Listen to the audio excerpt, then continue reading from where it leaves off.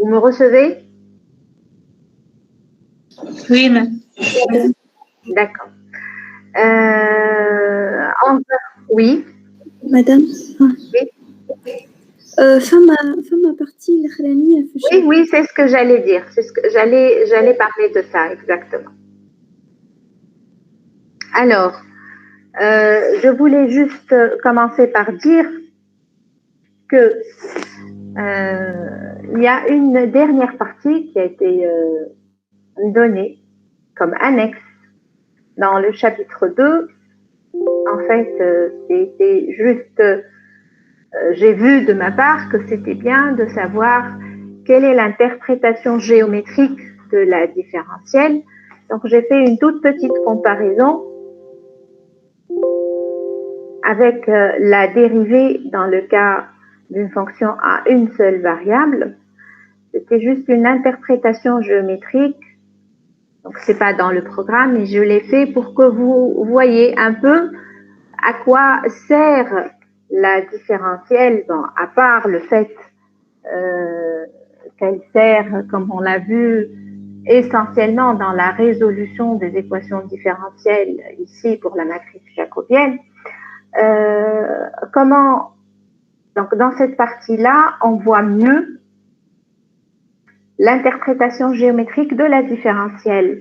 Donc, en gros, vous pouvez lire ces deux pages-là, ça va juste vous guider un peu, mais en gros, je vais dire que pour la dérivée, quand je parle d'une fonction f qui est à valeur dans R, qui est définie sur R, donc à une seule variable à valeur dans R, géométriquement, comment on voit la dérivée? La dérivée, elle apparaît où géométriquement?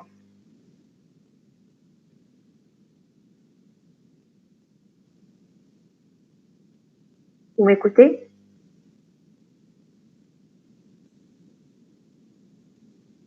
Quand j'ai une fonction qui est définie sur R qui a valeur dans R, géométriquement, la dérivée, je la vois où? Tangente. Tangente Oui, à la droite.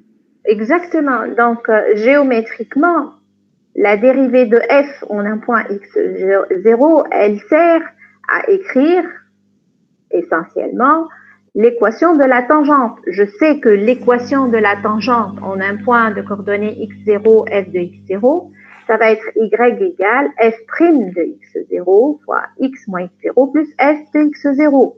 D'accord? Donc, le vecteur directeur de la tangente a pour coordonnées 1 et f' de x0. Donc, en fait, finalement, la dérivée d'une fonction en un point va m'orienter sur comment tracer la tangente en ce point. Comment va s'écrire l'équation de la tangente en ce point. Alors, par analogie, comme je l'ai fait dans l'annexe, j'ai dit aussi que la différentielle de f en un point, elle va aussi être utile pour écrire non pas l'équation de la tangente, parce que je n'ai plus une tangente, mais j'ai un plan tangent. Quand j'ai une fonction qui est à deux variables, une fonction qui est définie sur R2 à valeur dans R, donc une fonction qui a xy associé f de xy, je n'ai plus une tangente, mais j'ai un plan tangent en un point. D'accord? Donc, un plan tangent sera tout simplement le plan qui sera tangent à la surface représentative du graphe de f. Je n'ai plus un graphe de f. Le graphe de f, ici, dans le cas où j'ai une fonction à deux variables, sera remplacé par la surface représentative du graphe, comme je l'ai expliqué dans l'annexe. Donc, la surface représentative, c'est une partie de R3. Le graphe de f, quand j'ai une fonction qui est définie sur R qui a valeur dans R, c'est une partie de quel ensemble? Le graphe.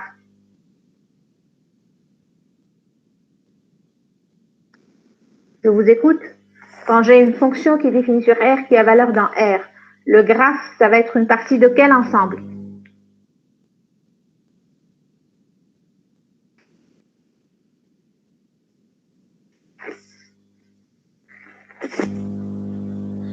De R2. de R2, oui, ça va être l'ensemble des points x, y de R2 tels que y égale f de x. Et quand vous avez une fonction qui définit sur R2 qui a valeur dans R, la surface représentative du graphe de f, ça va être une partie de R3 cette fois-ci. Donc, ça va être les points x, y, z appartenant à R3, les vecteurs x, y, z de R3, tels que z égale f de x, y. D'accord? Donc, ça va être une partie de R3. Et ce qui va remplacer la tangente, ça va être le plan tangent en un point x0, y0, f de x0, y0. On a un point qui appartient bien sûr à la surface représentative. Ok? Et justement, ce plan tangent, il aura pour équation z égale f de x0, y0, plus la différentielle de f au point x0, y0 au point x moins x0, y moins y0. Donc, dans le cas où j'ai une fonction qui est définie sur R et à valeur dans R, j'ai une tangente dont l'équation est y égale f' de x0 fois x moins x0 plus f de x0. Et dans le cas où j'ai une fonction qui est définie sur R2 qui a valeur dans R, j'ai un plan tangent au point x0, y0, f de x0, y0 qui a pour équation z égale f de x0, y0 plus la différentielle de f au point x0, y0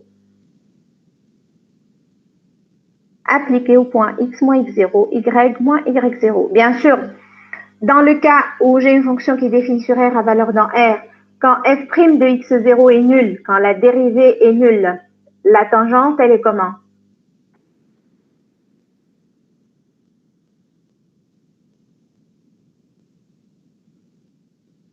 Quand vous avez une fonction qui est définie sur R, qui a valeur dans R. Horizontale. Oui, la tangente, elle est horizontale. Et quelle est son équation?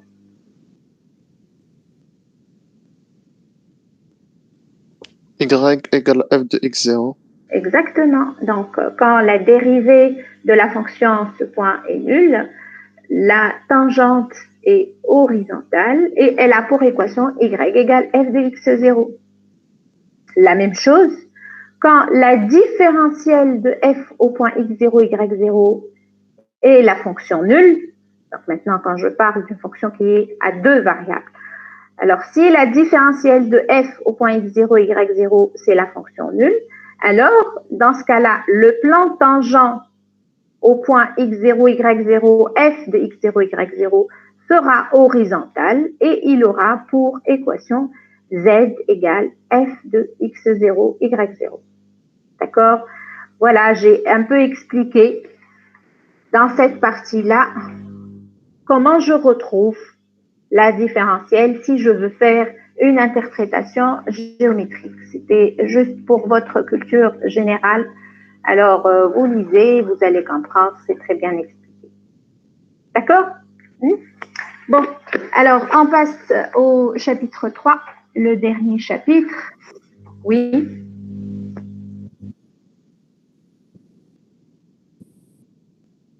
Oui.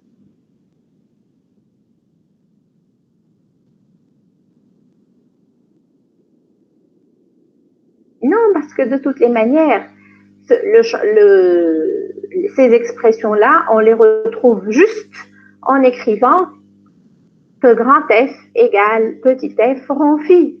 Donc, vous écrivez juste la matrice jacobienne de grand F, la matrice jacobienne de petit f et la matrice jacobienne de phi, le changement de variable en coordonnées polaires. Vous faites le produit. Ce n'est pas la peine de les apprendre par cœur puisqu'on peut les retrouver juste en deux lignes. D'accord, d'accord. Donc, en fait, ce n'est pas vraiment, ça ne demande pas beaucoup de temps. Il suffit juste de comprendre je dirais, le raisonnement qu'on va faire, d'ailleurs, à tout changement de variable. C'est un raisonnement classique que je fais juste un produit matriciel et je vais obtenir un système à deux équations et deux inconnues.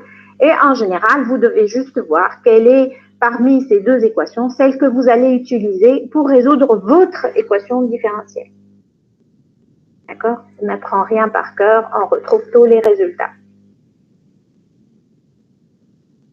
Mais bon, pourquoi on l'a fait à part? Je dis parce que c'est un changement de variable que j'utilise dans plusieurs types d'équations différentielles. Donc, il y a une grande classe d'équations différentielles qu'on résout avec ce changement de variable en coordonnées polaires. C'est un changement de variable, disons entre guillemets, qui est usuel, qu'on utilise souvent.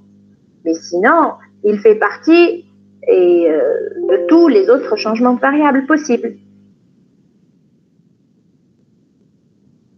OK? Bon, alors on passe au chapitre 3, la formule de Taylor et la définition des extrémas. Donc, la formule de Taylor-Young, vous connaissez ce que c'est. Pour une fonction qui a une seule variable, on va juste généraliser. Maintenant, donc, quand on va travailler avec une fonction qui est à P variable, je vais considérer oméga à ouvert de RP et une fonction f définie sur oméga à valeur dans R.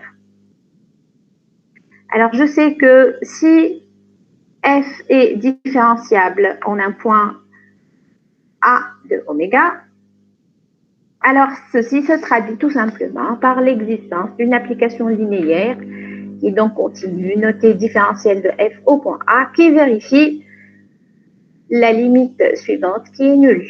Donc, je vous rappelle que là, je divise par la norme de h et je fais la limite quand h tend vers 0. Ce 0-là, c'est le 0 de RP, quand je dis la limite quand h tend vers 0. J'utilise ici n'importe quelle norme sur RP, puisque toutes les normes sur RP sont équivalentes. Donc, vous pouvez choisir n'importe quelle norme. Alors, en d'autres termes, on a dit que on peut écrire la limite précédente comme c'est une limite qui tend vers 0 quand h tend vers 0, je peux appeler epsilon de h toute cette fonction-là, la fonction f de a plus h moins f de a moins le différentiel de f au point a appliqué à h divisé par la norme de h, je l'appelle epsilon de h. Donc, je vais avoir f de a plus h égale f de a plus différentiel de f au point a appliqué à h plus norme de h, epsilon de h, où la fonction epsilon tend vers 0 quand h tend vers le 0 de RP. Et ça, c'est exactement la formule de Taylor-Young de f à l'ordre 1. D'accord?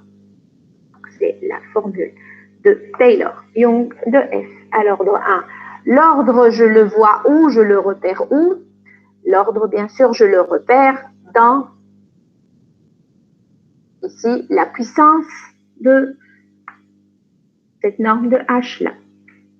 D'accord? Je dis que c'est à l'ordre 1 puisque j'ai ici la norme de h. La norme de h fois epsilon de h, c'est-à-dire une fonction petit o de h.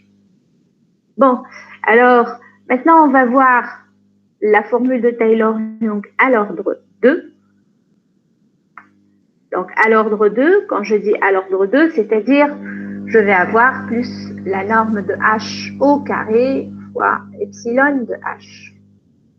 Je répète encore, l'ordre, je le vois dans la puissance de la norme de h. Je pars toujours, même hypothèse, donc je vais prendre une fonction f définie sur un ouvert oméga de RP, donc AP variable. Je vais supposer que f est de classe C2 sur oméga. D'accord? Alors, la formule de Taylor-Young à l'ordre 2 de f, elle sera donnée par la formule suivante. Donc, f de a plus h égale à f de a plus la différentielle de f au point A appliquée à h. H, bien sûr, c'est un vecteur de RP. Dans les composantes sont H1, H2, HP. Donc là, f de a plus différentielle de f au point A appliqué à h, ça, c'est C'est ce qu'on connaît déjà, ça c'est la première partie de la formule de Taylor-Young de f à l'ordre 1, plus un autre terme qui sera 1/2 fois la forme Q f au point A appliquée à H plus norme de H2, epsilon de H. Je vais expliquer tout de suite ce que vaut Q f au point A appliqué à H. Vous l'avez bien sûr compris, donc je répète encore, j'ai dit pour ces deux premiers termes, c'est exactement la même chose, c'est ce qu'on avait aussi pour la forme de Taylor-Young à l'ordre 1. D'accord? Donc la différentielle de f au point A appliquée à H, c'est par définition, donc H1 fois dérivée partielle de f par rapport à x1 au point A, plus H2 dérivée partielle de f par rapport à x2 au point A, plus jusqu'à HP dérivée partielle de f par rapport à xp au point A, puisque f ici, c'est une fonction à p variable et qu'elle est à valeur dans R. Okay. F est différenciable parce que f ici, dans les hypothèses, elle est de classe C2. Pour la formule de Taylor-Young à l'ordre 2, on imprime une fonction f qui est de classe C2. Donc, f est de classe C2, donc automatiquement f est aussi de classe C1. Donc elle est différenciable en n'importe quel point A. La différentielle de f au point A existe pour tout A appartenant à oméga et elle sera donnée par l'expression suivante. D'accord? Alors maintenant, on va s'occuper de ce terme-là. Ce terme, 1/2 QF au point A appliqué à H. Avant de voir ce qui vaut exactement dans ce cas général pour une fonction AP variable, est-ce que vous vous rappelez la formule de Taylor-Young à l'ordre 2 quand j'ai une fonction qui est à valeur dans R, qui est une fonction à une seule variable? Comment s'écrit la formule de Taylor-Young à l'ordre 2?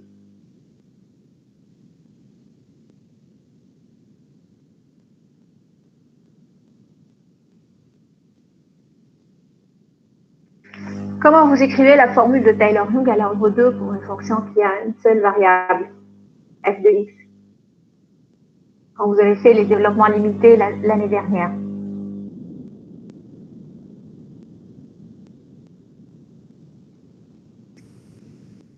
Comment s'écrit f de x?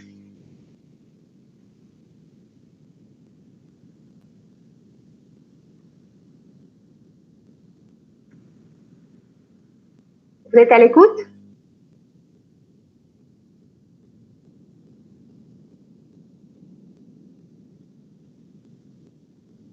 Vous me recevez?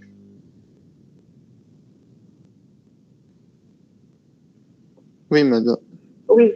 Alors j'ai dit, l'année dernière, vous avez fait la formule de Taylor-Young pour une fonction à une seule variable, quand vous avez vu les développements limités. La formule de Taylor-Young, elle s'écrit comment à l'ordre 2? في الآخر 1/2 f seconde fois x moins a. Quand vous écrivez f de x, par exemple, en un point x0, au voisinage d'un point x0, vous écrivez f de x égale f de x0 plus f' de x0 fois x moins x0. Quand vous arrêtez à l'ordre 1, vous écrivez plus x moins x0 epsilon de x moins x0, c'est-à-dire un petit taux de x moins x0. Sinon, quand vous poussez à l'ordre 2, vous allez x moins x0 au carré sur 2 factoriel. Exactement.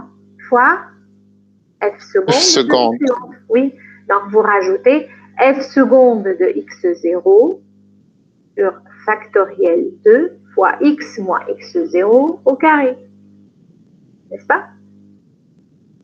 Donc f seconde de x0 sur factoriel 2 fois x moins x0 au carré. Donc, en fait, plus, bien sûr, après, vous allez écrire x moins x0 au carré, epsilon de x moins x0. Donc, plus petit o de x moins x0 au carré. Quand vous arrêtez à l'ordre 2. Quand vous arrêtez à l'ordre 3, vous rajoutez quoi? La dérivée troisième de f au point x0 sur factoriel 3 fois x moins x0 au cube plus x moins x0 au cube epsilon de x moins x0. Okay. Alors maintenant, on va voir à l'ordre 2 comment va s'écrire la formule de Taylor-Young quand j'ai une fonction qui n'est pas à une seule variable, mais quand j'ai une fonction qui est à p variables, qui est définie sur Rp. Donc, on a vu ici le premier terme juste après f de a. Donc, j'ai dit là, je vais avoir f de a. Ensuite, je vais avoir différentiel de f au point a appliqué à h, qui est h1 dérivé partiel de f par rapport à x1 au point a plus h2 dérivé partiel de f par rapport à x2 au point a plus hp dérivé partiel de f par rapport à xp au point a. Donc, dans tout ça, j'ai un polynôme en h, puisque je vais avoir h1, h2, h3, h4 jusqu'à hp. D'accord? Donc, j'ai un polynôme ap indéterminé. Alors, maintenant, la fonction qf au point a appliquée à h, qui est définie sur Rp, elle sera donnée tout simplement par la formule suivante.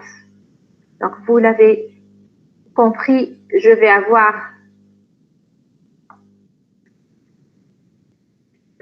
avoir uniquement des termes dont le degré est égal à 2. Donc, ça va être un polynôme à p indéterminé. Donc, tous les termes sont de degré 2. En effet, donc si je détaille ici cette première somme, je vais avoir h1 au carré fois la dérivée seconde de f par rapport à x1 au point A, plus h2 au carré, dérivée seconde de f par rapport à x2 au point A, plus jusqu'à hp au carré, dérivée seconde de f par rapport à xp au point A, plus 2 fois la somme de hi, hj, fois les dérivées secondes croisées de f au point A. Donc finalement, cette fonction qf au point A, elle fait intervenir les dérivées secondes de f. On s'attend déjà à ça.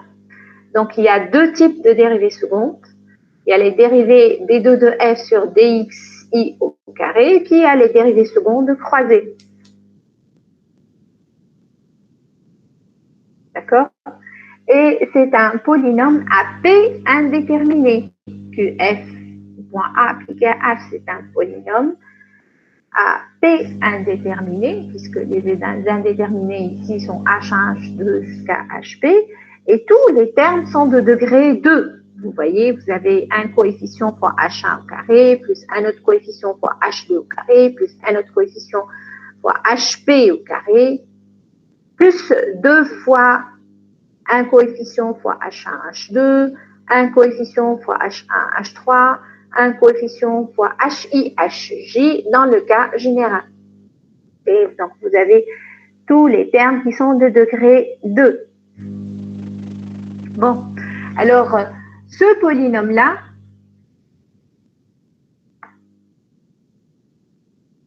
je parle d'un polynôme puisque j'ai un polynôme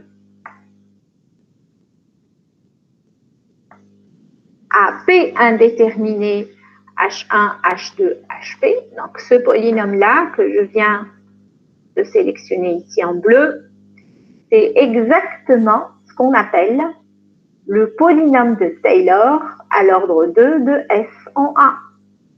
Donc, le polynôme de Taylor à l'ordre 2 en f en A, c'est f de a plus la différentielle de f au point A appliquée à h plus 1/2 fois qf au point A appliqué à h.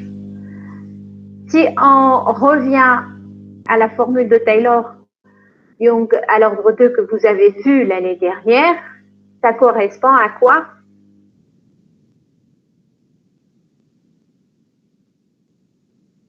Ça correspond exactement à f de a plus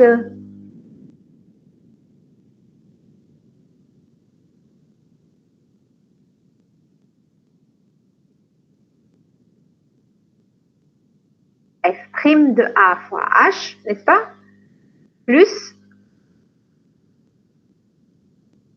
f seconde de a sur 2 fois h au carré.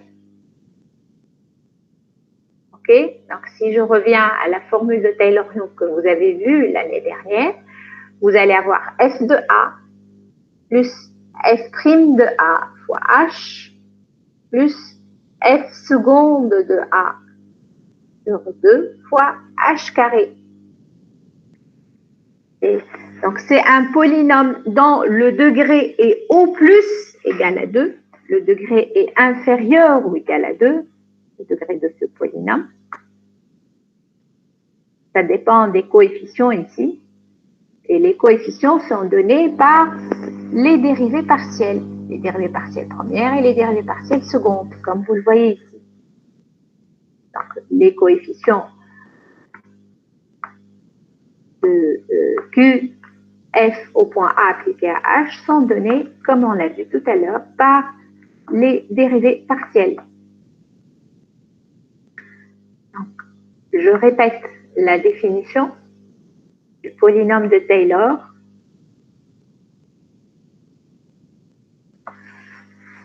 Donc, le polynôme PA de H, où H, c'est un vecteur H1, H2, HP de RP.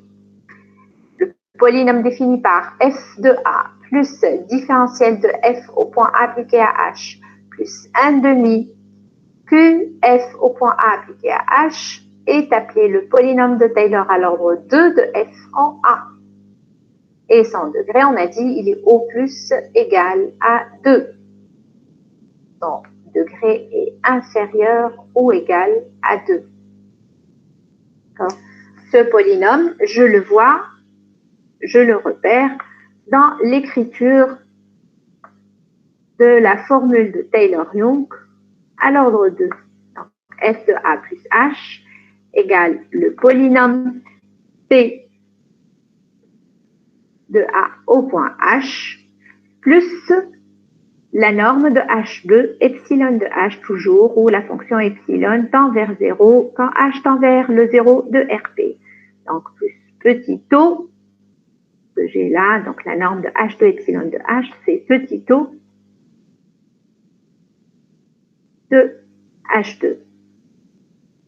Bon. Alors, on va voir de plus près certaines remarques.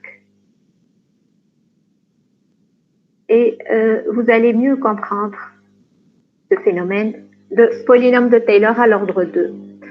Alors, la première remarque, donc par analogie au cas des fonctions d'une seule variable, le polynôme de Taylor permet d'étudier le comportement de la fonction au voisinage de A.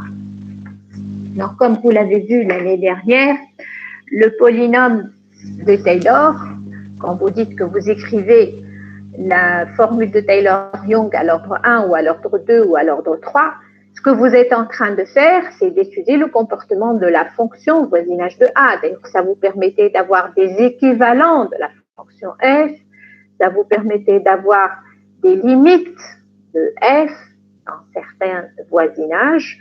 Donc, ça permet d'étudier le comportement de la fonction au voisinage de A.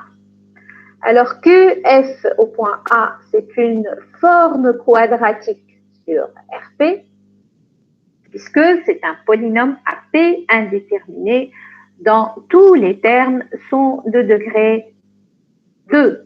Donc, je vous rappelle que QF au point A appliqué à H, il est c'est une forme quadratique puisque sur RP, puisque H appartient à RP. On dit que c'est une forme quadratique car c'est un polynôme ici à P indéterminé dont tous les termes sont de degré 2. Donc n'oubliez pas que U F au point A appliqué à H, on l'a défini de la manière suivante.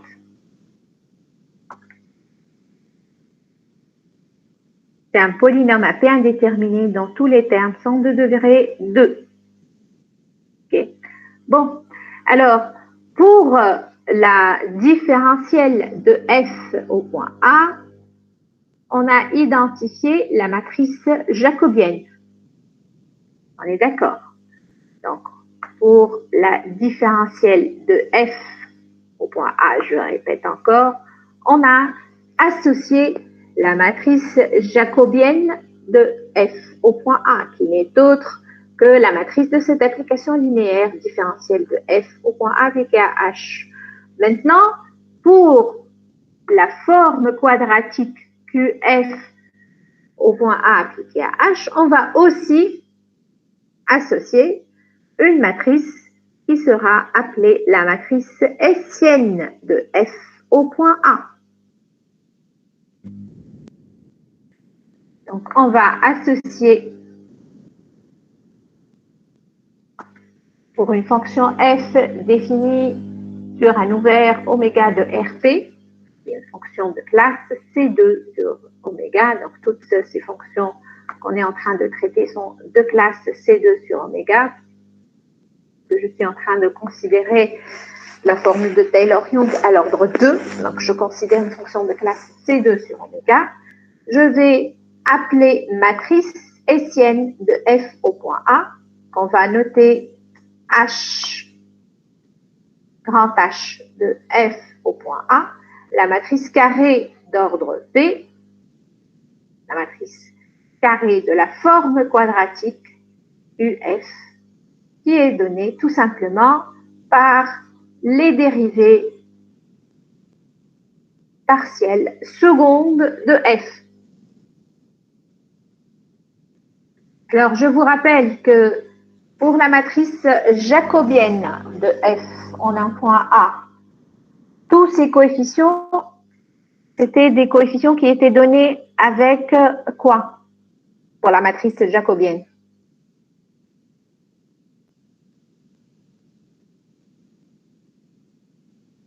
Les coefficients de la matrice jacobienne étaient calculés à l'aide de quoi? Des dérivées partielles. Des dérivées partielles premières Oui. de F. D'accord? Alors, pour la matrice hessienne, maintenant, je vais considérer les dérivées partielles secondes de F, comme vous le voyez ici dans la définition. Donc, pour la matrice hessienne de F au point A, qui est une matrice carrée d'ordre P, ce que je vais considérer, ça va être les dérivées secondes, comme vous le voyez ici. Vous voyez, donc je vais considérer les dérivées secondes de F par rapport aux variables xi, xj. Alors, pour plus de clarté, on va étudier le cas où p est égal à 2. Donc, je vais considérer une fonction qui est à 2 variables et je vais essayer de donner la forme de la matrice hessienne. Alors, d'après la définition précédente, si je prends P est égal à 2, donc je vais avoir une fonction qui est à 2 variables. Une fonction qui a xy associe le réel f de xy. Donc, pour la matrice hessienne, s'il vous plaît, vous prenez un stylo et une feuille et vous essayez d'écrire en même temps que moi.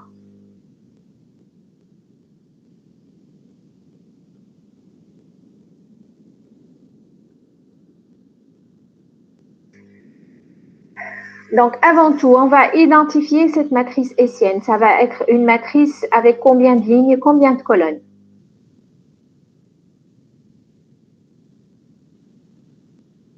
Dans le cas particulier où j'ai une fonction à deux variables.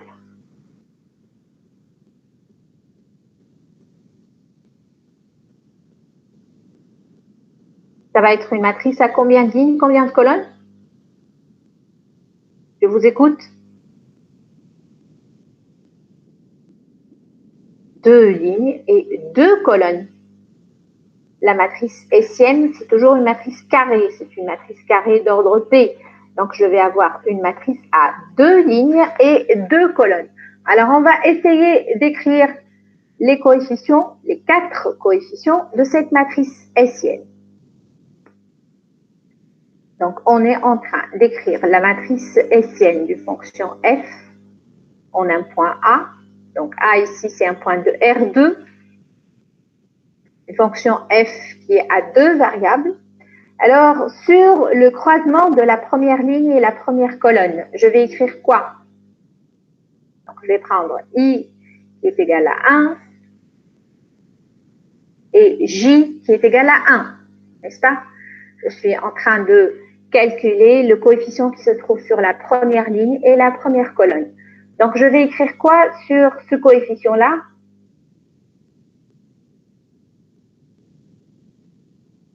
Dérivée seconde de f sur dx1 dx2. Oui, j'ai pris i égale à j égale à 1. Donc, dérivée seconde Ah, de f, dx1 dx1.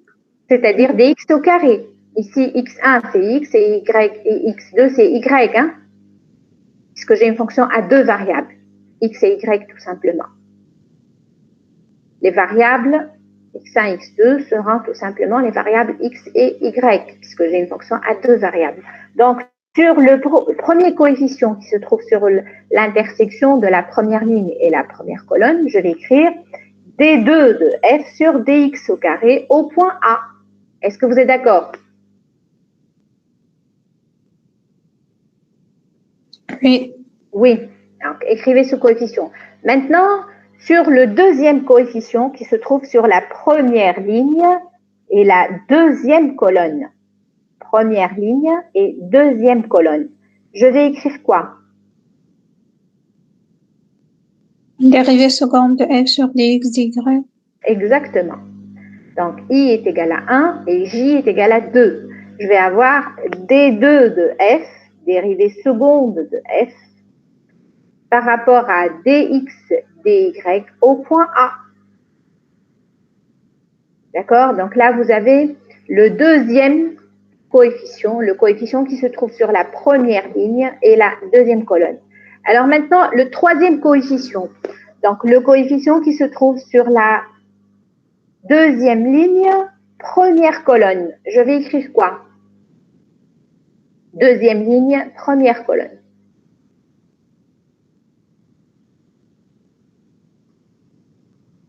Dérivée seconde de f sur dx dy. Dérivée seconde de f sur dy dx.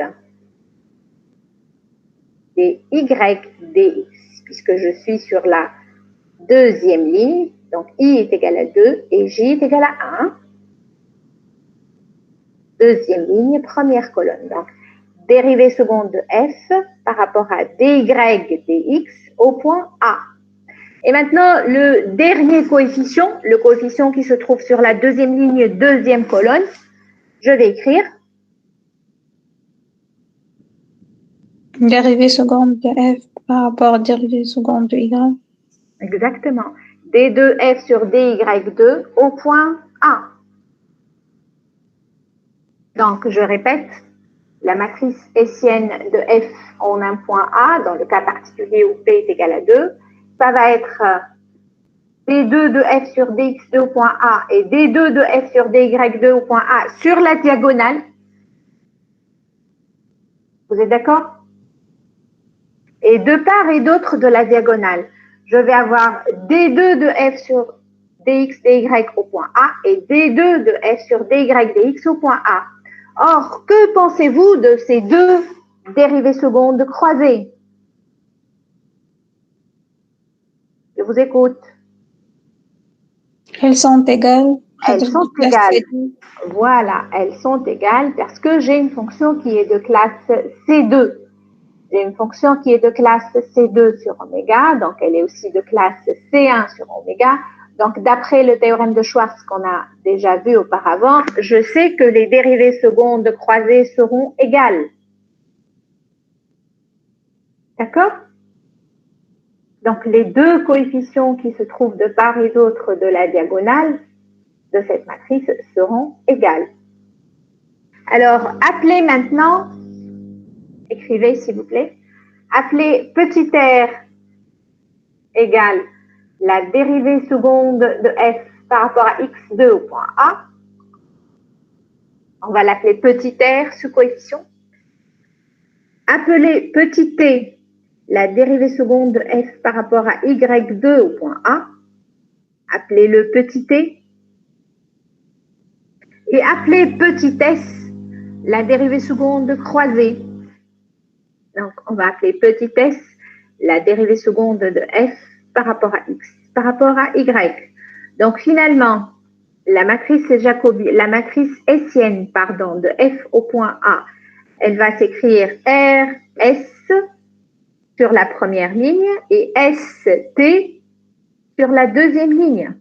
Sur la première ligne, je vais avoir R et S. Sur la deuxième ligne, je vais avoir S et T. Est-ce que vous êtes d'accord? Oui. Oui. Alors maintenant, je vais vous demander de faire le produit de la matrice hessienne de f au point A avec un vecteur H de R2 quelconque. H, donc, qui a pour composante H1, H2. Alors, faites le produit matriciel. Donc, H, je vais écrire ça comme étant la matrice colonne H1, H2. Je vais assimiler ça à un vecteur colonne H1, H2. Et je vais faire le produit de H de F au point A, la matrice hessienne de F au point A, avec le vecteur H. Ça va donner quoi?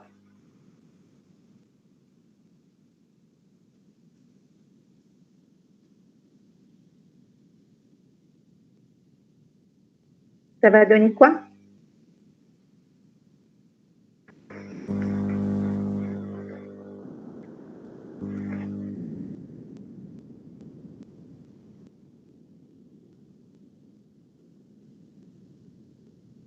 Je vais faire le produit de deux matrices. Hein. Donc, première ligne, première colonne, ça donne RH1 plus SH2. Ensuite, deuxième ligne, première colonne, ça va donner SH1 plus TH2. Est-ce que vous êtes d'accord? Oui.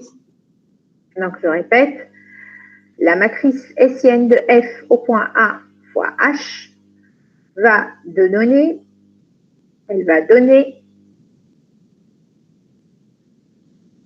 le vecteur colonne, la matrice colonne, pardon, ou le vecteur RH1 plus SH2 et SH1 plus TH2. Maintenant, je vais vous demander de faire le produit scalaire du vecteur que l'on vient de trouver avec le vecteur H. Vous avez compris ce que je vous demande? Donc, calculez maintenant le produit scalaire du vecteur que l'on vient de trouver, c'est-à-dire RH1 plus SH2 et SH1 plus TH2, produit scalaire avec le vecteur H1, H2, avec le vecteur H. Allez-y, faites les calculs.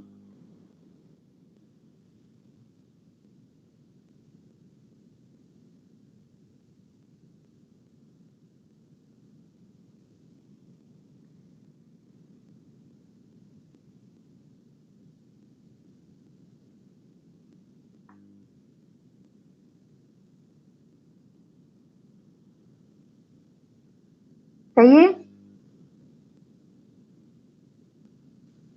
Vous avez fait le produit scalaire?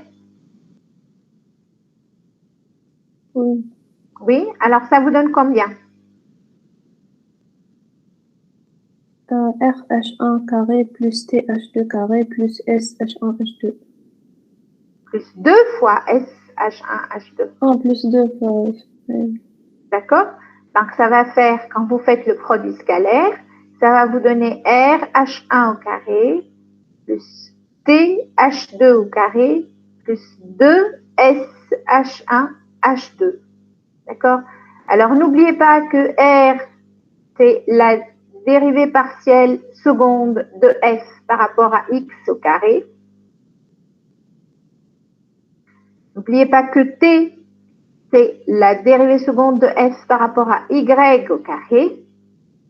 Et n'oubliez pas que S, c'est la dérivée seconde de F croisée, les deux de F par rapport à dx, dy. Donc finalement, ce qu'on obtient ici, c'est exactement quoi?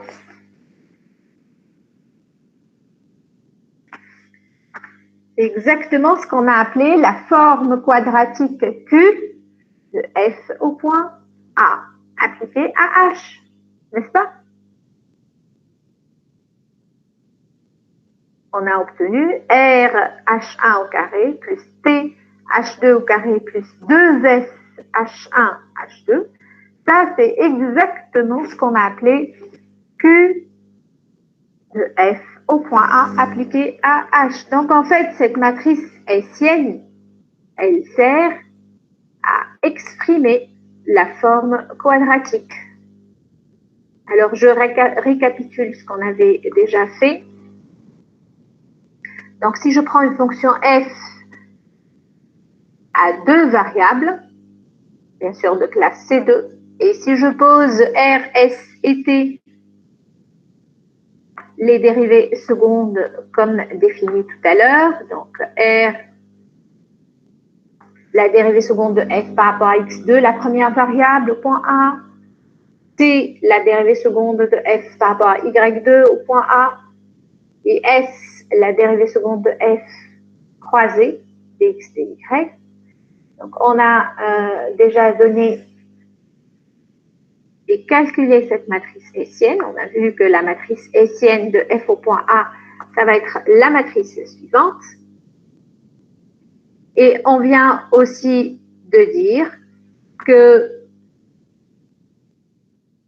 la forme quadratique de f au point A appliquée à h, c'est exactement le produit scalaire de h avec la matrice hessienne de f au point A fois h. On vient juste de faire les calculs. D'accord? Donc, en fait, la matrice hessienne, elle sert à exprimer la forme quadratique ici, qui apparaît dans la formule de Taylor-Young à l'ordre 2. Donc, la forme quadratique qui apparaît dans l'écriture du polynôme de Taylor à l'ordre de f en 1. Okay. Donc, pour finir, on pourra dire que f de a plus h va s'écrire de la manière suivante si on utilise cette matrice hessienne. Je récapitule et je dirais tout simplement que la matrice jacobienne, dans la matrice jacobienne, ce que j'exprime, ce sont les dérivées partielles d'ordre 1. Et dans la matrice hessienne de f au point A, ce que j'exprime, ce sont les dérivées secondes de f au point A. Bon. Alors, on va définir maintenant ce que c'est que les points critiques et les extrémas d'une fonction f. Donc, ce sont des définitions que vous avez déjà vues pour une fonction à une seule variable qui reste toujours valable. Donc, je prends toujours une fonction qui est définie sur un ouvert U de RP. Je prends un vecteur A de U, un vecteur A de RP. Alors, je dis que f admet un maximum en A, si bien sûr f de x est inférieur ou égal à f de A pour tout x appartenant à U. Je dis que c'est un minimum si f de x est supérieur ou égal à f de A. Alors, je peux aussi parler d'un maximum local ou d'un minimum local. Si localement, alors quand je dis localement, c'est-à-dire il existe un voisinage de A, donc il existe une boule centrée en A et de rayon R, tel que pour tout x appartenant à U inter cette boule-là, f de x est inférieur ou égal à f de A ou f de x est supérieur ou égal à f de A, ça dépend si je suis en train de définir un maximum local ou un minimum local. Et dans ce cas, bien sûr, je parle d'un extrémum local. Quand j'ai un minimum local ou un maximum local, je dis que f admet un extrémum local. Bon, toutes ces définitions-là, vous les connaissez déjà, elles restent encore valables, même pour une fonction qui est à p variable. Donc, la définition d'un maximum, soit local ou global, se généralise pour une fonction qui est définie sur RP ou sur une ouverte de RP pour une fonction qui est à P variable à valeur dans R, bien sûr. Alors, juste une remarque, quand les variables sont indépendantes, je dis que les extrémas sont libres, et quand les variables sont dépendantes, c'est-à-dire quand il y a une contrainte entre les différentes variables, je dis que les extrémas que je cherche sont liés. Alors, je définis ce que c'est qu'un point critique ou stationnaire. Alors, quelle est la définition d'un point critique que vous avez déjà vu auparavant pour une fonction qui est définie sur R? C'est quoi la définition d'un point critique pour une fonction qui est définie sur R?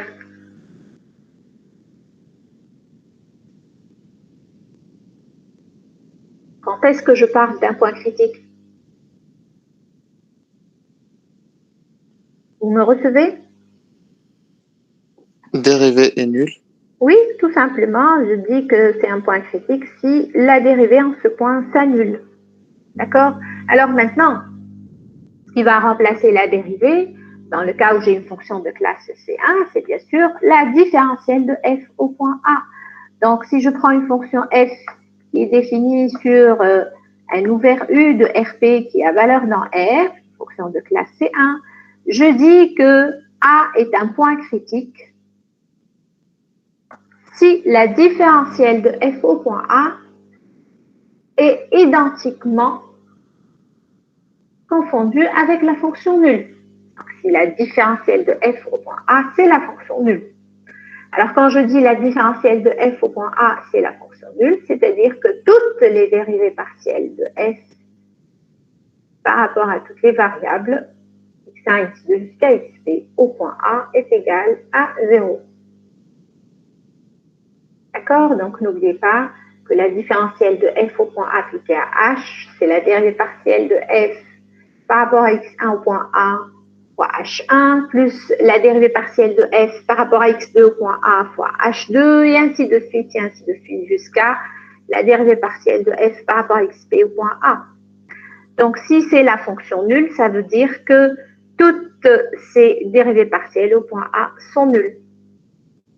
Bon, donc, dans le cas où vous travaillez avec une fonction à une seule variable, quand je dis A est un point critique, ça veut dire que f' de A est égal à 0. Donc, pour déterminer les points critiques, vous avez qu'à résoudre l'équation f' de A, f' de x est égal à 0. Est-ce que vous êtes d'accord? Donc, vous avez juste une seule équation à résoudre. f' de x est égal à 0.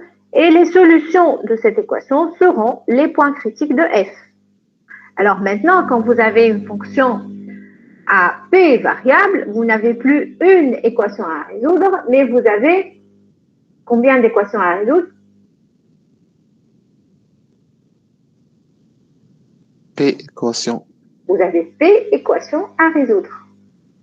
Donc, vous avez à résoudre P équations et combien d'inconnus? P inconnu. P inconnus, bien sûr. Les inconnus, ce sont les composantes de A. OK?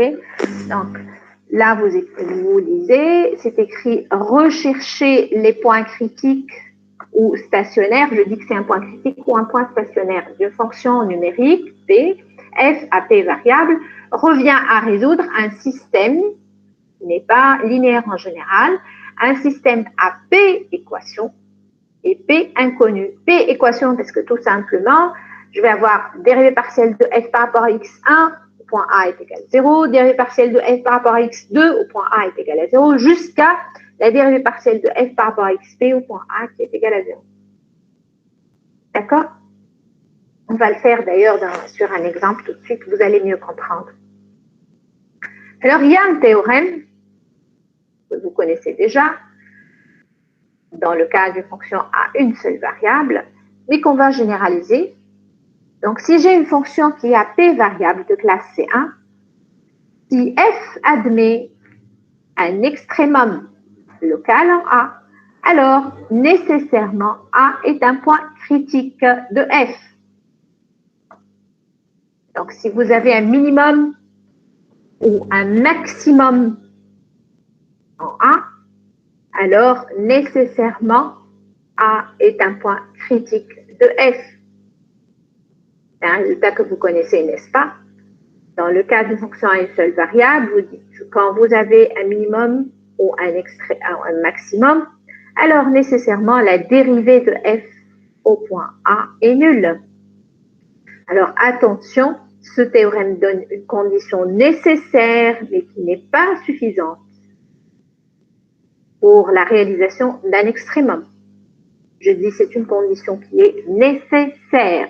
Nécessaire, c'est-à-dire que si vous avez un point critique, alors ce n'est pas nécessairement un extrémum ou un maximum. N'est-ce pas? Et si c'est un extrémum, alors c'est un point critique. Nécessairement, c'est un point critique.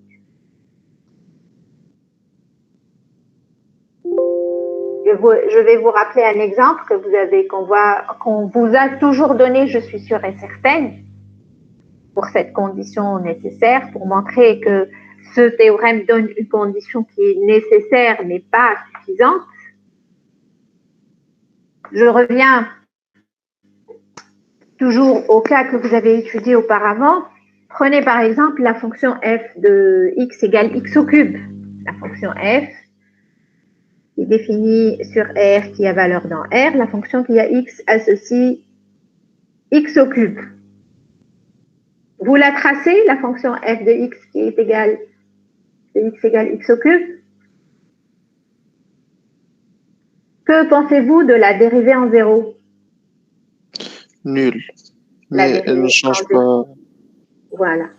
La dérivée de f en 0, f' de x, c'est 3x au carré. Donc, f' au point 0 est égal à 0. Quand vous tracez le graphe de la fonction x au cube, de la fonction impaire qui a x associé x au cube, vous voyez tout de suite que 0, 0, c'est un point critique. C'est un point stationnaire, car la dérivée de f en 0, c'est nul, mais le point 0, 0 n'est pas un extrémum local. Ce n'est ni un maximum local, ni un minimum local. Vous le voyez? Sur le graphe, c'est très visible. Donc là, vous avez l'exemple d'un point critique qui n'est pas un extrémum local. Bon, alors je vais vous donner un exemple dans notre cas, nous. Ça, c'est un exemple que vous avez déjà vu pour une fonction définie sur R. Je vais prendre, Par exemple, la fonction définie sur R2, définie par f de xy égale x au carré moins y au carré. Si on vous demande de déterminer les points critiques de f, donc il faudra dire quoi? Il faudra faire quoi pour déterminer les points critiques de f?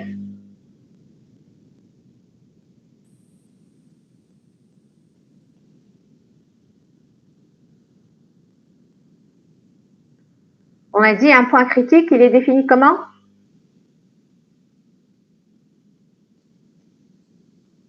Les dérivés oui, par rapport le différentiel de f au point xy est égal à 0, est égal à la fonction nulle. Donc, on a dit les dérivés partiels sont nuls. Donc, on a dit que dans le cas général, j'ai un système à P équations et P inconnues. Dans ce cas-là, P est égal à 2, donc j'ai un système à 2 équations et 2 inconnues. Sur la première équation, je vais avoir donc dérivé partiel de f par rapport à la première variable par rapport à x est égal à 0. Et sur la deuxième équation de ce système, je vais avoir ici la dérivée partielle de f par rapport à la deuxième variable, donc par rapport à y qui est égal à 0. Donc, je vais avoir 2x égale 0, moins 2y est égal à 0. C'est un système qui a pour solution, quelle est sa solution? X est égal à 0 et y est égal à 0, n'est-ce pas? Est-ce que vous êtes d'accord? Oui. La solution de ce système, c'est x est égal à 0 et y est égal à 0. Donc, 0, 0, c'est le seul point critique, c'est le seul point stationnaire de f. Le point 0, 0 est le seul point critique de f. Alors, la question qu'on se pose, est-ce que le point 0, 0 est un extrémum local ou pas? Alors, non, ce n'est pas un extrémum local. Alors, on a f de 0, 0 qui est égal à 0. Vous êtes d'accord que j'ai dit que f de xy, c'est x au carré moins y au carré. Donc, f de 0, 0 est égal à 0. Mais, regardez bien, si vous calculez f de x0, ça va vous donner combien? C'est-à-dire, si vous vous posez sur l'axe des x, si vous annulez y, que vaut f de x0? Ça vaut x au carré. X au carré qui est toujours positif. Donc, f de x0 est supérieur ou égal à f de 0, 0. Et si vous vous placez sur l'axe des y, c'est-à-dire si vous annulez x et vous prenez f de 0, y, f de 0, y sera égal à moins y au carré. Et moins y au carré, il est toujours négatif. Donc, c'est inférieur ou égal à f de 0, 0. Donc, à partir de là, vous voyez bien sûr que 0, 0 ne peut être ni un maximum local, ni un minimum local, puisque j'ai trouvé un voisinage de 0, 0, où j'ai à la fois f de x0 qui est supérieur ou égal à f de 0, 0, et j'ai f de 0y qui est inférieur ou égal à f de 0, 0. Donc, 0, 0 ne peut pas être un extrémum. Il pourra être ni un minimum local, ni un maximum local. Donc, f n'admet pas d'extrémum en 0, 0. Pourtant, 0, 0, c'est un point critique. D'accord? Tout ça pour dire que là, j'ai juste une condition nécessaire qui n'est pas suffisante. Donc, si f admet un extrémum local, alors A est un point critique. Nécessairement, A est un point critique. Et si A est un point critique, F, ceci n'entraîne pas que A est un extrémum local de F. Okay.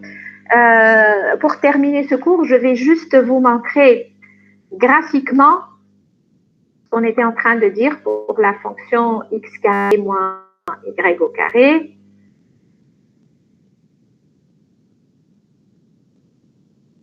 Une seconde.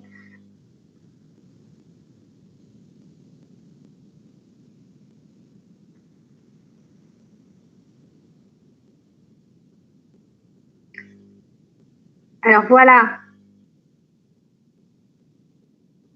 Bien sûr, avec ce chapitre-là, vous pouvez vous amuser à voir les graphes de beaucoup de fonctions à deux variables.